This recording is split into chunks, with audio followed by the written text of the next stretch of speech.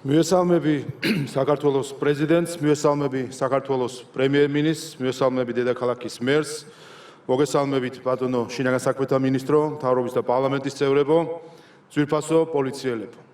გილოცავთ პოლიციელის დღეს.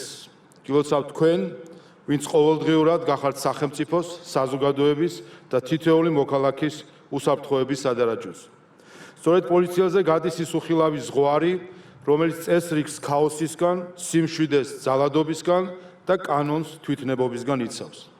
იქ, სადაც პოლიცია ღირსეულად ასრულებს თავის მოვალეობას, მოქალაქე მშვიდად ცხოვრობს, საზოგადოება თავისუფლად ვითარდება და სახელმწიფო მტკიცედ დგას საკუთარ ფუნდამენტს.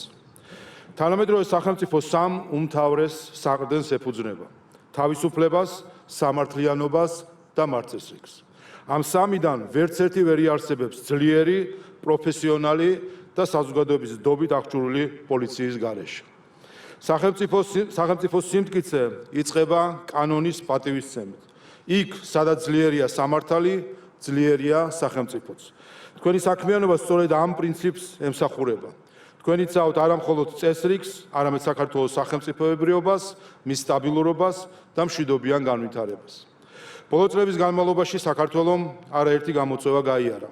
რეგიონში არსებული მძიმე უსაფრთხოების გარემო, საერთაშორისო არასტაბილურობა, ჰიბრიდული საფრთხეები, დეზინფორმაცია, რადიკალიზმი. ეს ყველაფერი განსაკუთრებულ პასუხისმგებლობას აკისრებს სამართალდამცავ სისტემას. ასეთ ვითარებაში პოლიციის პროფესიონალის განსაკუთრებული მნიშვნელობა ენიჭება. ძვირფასო პოლიციელებო, დღევანდელ დღეს მადლიერებით ვიხსენებთ იმ გმირ პოლიციელებს, რომლებმაც საქართველოს მსახურებას საკუთარი სიცოცხლე შესწირეს. მათი თავდადება ჩვენი სახელმწიფოს ისტორიის ღირსეული ნაწილია. მინდა ასევე განსაკუთრებული მადლობა გადაუხადოთ თქვენს ოჯახებს, მეუღლეებს, მშობლებს, შვილებს, იმ ადამიანებს, რომლებიც თქვენთან ერთად ატარებენ ამ დიდ პასუხისმგებლობას. ძლიერი ოჯახი ყოველთვის იყო ქართული სახელმწიფოს საყრდენი, ხოლო თქვენი ოჯახები ამ ძალის განსაკუთრებული მაგალითია. კიდევ ერთხელ გილოცავთ პოლიციელის დღეს, გისურვებთ მშვიდობას, სიმტკიცეს და ღირსეულ მსახურებას საქართველოს წინაშე. ღმერთი ფარავდეს თითოეულ თქვენგანს, ღმერთი ფარავდეს საქართველოს.